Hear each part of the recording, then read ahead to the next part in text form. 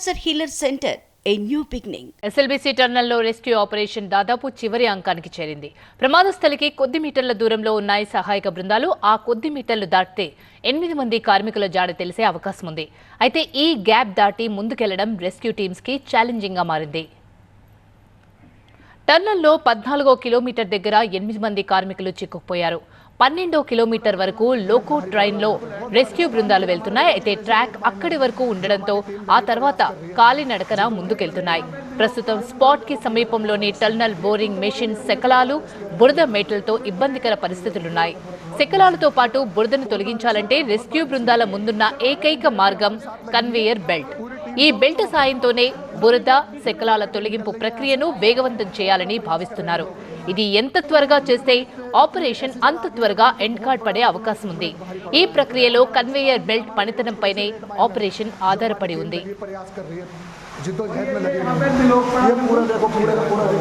Rescue operation లో TBM శకలాలు, బురద తొలగింపు ఎప్పటి వరకు పూర్తి చేస్తారు అన్నది కీలకంగా మారింది.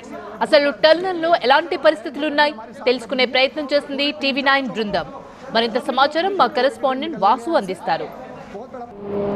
ఎస్ఎల్బీసీ టన్నెల్ ప్రమాదంలో చిక్కుకున్న 8 మందిని రెస్క్యూ చేసేందుకు రెస్క్యూ టీమ్స్ అంటూ కూడా గత 5 రోజులుగా ఆపరేషన్ కొనసాగుతూ ఉంది. ఈ నేపథ్యంలోనే నిన్న రెస్క్యూ టీమ్స్ ఒక్కసారిగా అంటే 14వ కిలోమీటర్ దగ్గర ఇన్సిడెంట్ జరిగింది. అక్కడ దాకా చొచ్చుకెళ్లే ప్రయత్నం చేశారు. ఎక్కడైతే చివరి డెస్టినేషన్ ఉంటుందో ఇన్సిడెంట్కి అక్కడికి ఇంకొక 15 కిలోమీటర్లు అయితే వాళ్ళు చేరుకునే అవకాశం ఉంది. మొత్తం రెస్క్యూ టీమ్స్కి ఈరోజు 2 అతిపెద్ద సవాళ్ళు ఏర్పడుతూ ఉన్నాయి. ఒకటి టన్నెల్ బోరింగ్ మిషన్, దాని విడిభాగాలు పూర్తిగా చెల్లాచెదురైపోయాయి. టన్నెల్ బోరింగ్ మిషన్ దాదాపు 130 మీటర్ల పొడవు, అలాగే 1500 టన్నుల వెయిట్ ఉంది. సో ఆ మిషన్ని విడిభాగాలుగా చేసి, ముక్కలుగా చేసి వాటన్నిటి కూడా బయటికి తీసుకురావాల్సిన పరిస్థితి ఉంది. మరోపక్క ఇటు కన్వేయర్ బెల్ట్, ఈ కన్వేయర్ బెల్ట్ మీకు చూపిస్తున్నా, ఇది చాలా కీలకమైన బెల్ట్.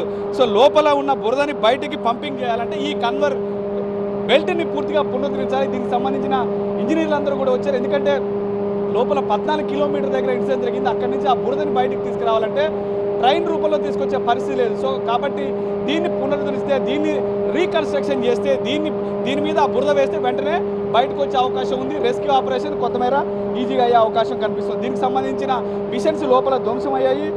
నిన్నటి నుంచి కూడా దాని మిషన్కి సంబంధించి మిషన్స్ అన్ని కూడా తీసుకొస్తున్నారు. మధ్య కొద్దిసేపట్లో మిషన్ లోపలికి తీసుకెళ్ళి ఈ ఏదైతే కన్వేయర్ బెల్ట్ ఉందో దీన్ని రీస్టార్ట్ చేసే అవకాశం కోసం ఇంజనీర్లు ప్రయత్నిస్తున్న పరిస్థితి నెలకొంది. ఇక టన్నెల్ బోరింగ్ మిషన్కి సంబంధించి పూర్తిగా ధ్వంసమైంది. ఆ విడిభాగాల్ని కట్ చేసేందుకు గ్యాస్ కట్టర్లతో పాటు వెల్డింగ్ సిస్టమ్ మొత్తం కూడా ఏర్పాటు చేశారు. ఇటు జేపీ కంపెనీకి సంబంధించిన ఇంజనీర్లు, వాళ్ళ వర్కర్లందరూ కూడా లోపలికి వెళ్ళిన పరిస్థితి నెలకొంది. లోపలికి వెళ్ళి ఆ టన్నెల్ బోరింగ్ మిషన్ విడిభాగాలు కట్ చేస్తే రెస్క్యూ ఆపరేషన్ కొంతమేర ఈజీ అవకాశం కనిపిస్తుంది. ఇప్పుడు ఈ టన్నెల్ బోరింగ్ మిషన్ ఒకసారి మీకు చూపిస్తున్నాను. ఇది పూర్తిగా 10 మీటర్ల వెడల్పుతో ఉంది. సో కాబట్టి ఇదంతా ఒక్కసారిగా ఎక్కడైతే ఇన్సిడెంట్ జరిగిన ప్రాంతంలో 15 అడుగుల హైటు, అలాగే 150 అడుగుల విడ్త్ తోటి మొత్తం బురదంతా పేరుకుపోయింది. సో రెస్క్యూ ఆపరేషన్ చేసి ఇటు ఎన్డీఆర్ఎఫ్ కావచ్చు, ఎస్డీఆర్ఎఫ్ కావచ్చు, అలాగే నేవీ కావచ్చు, మిలిటరీ కావచ్చు, మొత్తం అందరూ కూడా ఒక సంయుక్తంగా ఒక ప్రణాళిక రచించారు. ఒక్కసారిగా అంటే మొత్తం ఈ టన్నెల్ బోరింగ్ మిషన్లో ఉన్న బురదను ఒక్కసారిగా తీస్తే ఇబ్బంది అయ్యే పరిస్థితి ఉంది, మళ్ళీ కూలితే ఇబ్బంది అయ్యే పరిస్థితి నేపథ్యంలో ఒక టాక్టిక్ చేయబోతున్నారు. ఆ టాక్టిక్ అంటే మీకు ఒకసారి ఉదాహరణ చూపుతున్నారు. ఈ టన్నెల్ బోరింగ్ మిషన్కి రైట్ సైడ్ అంటే ఇటువైపుగా తీసుకుంటూ ఇటువైపుగా ఒక దారి ఏర్పాటు చేస్తే సో ఈజీగా వెళ్ళే అవకాశం ఉంటుంది. ఎక్కడైతే విడిభాగాలు ఉన్నాయో అక్కడ కట్ చేసే అవకాశం ఉంటుంది నేపథ్యంలో.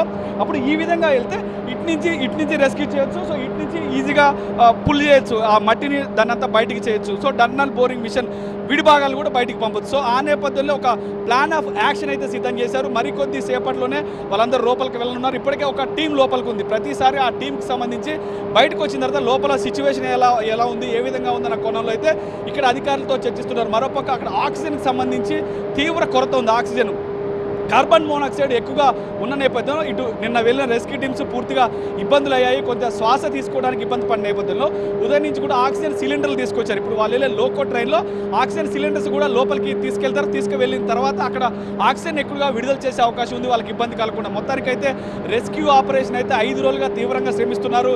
ఈ రోజు అంటే ఏం జరుగుతుందో చూడాలి. పూర్తిగా ఆ 8 మందిని రక్షించేందుకు వాళ్ళైతే తీవ్రంగా శ్రమిస్తున్న పరిస్థితులకు ఉంది. కెమెరా పర్సన్ వెంకటేష్తో వాసు, టీవీ9 SLBC. Cancer Healer Center, a new beginning.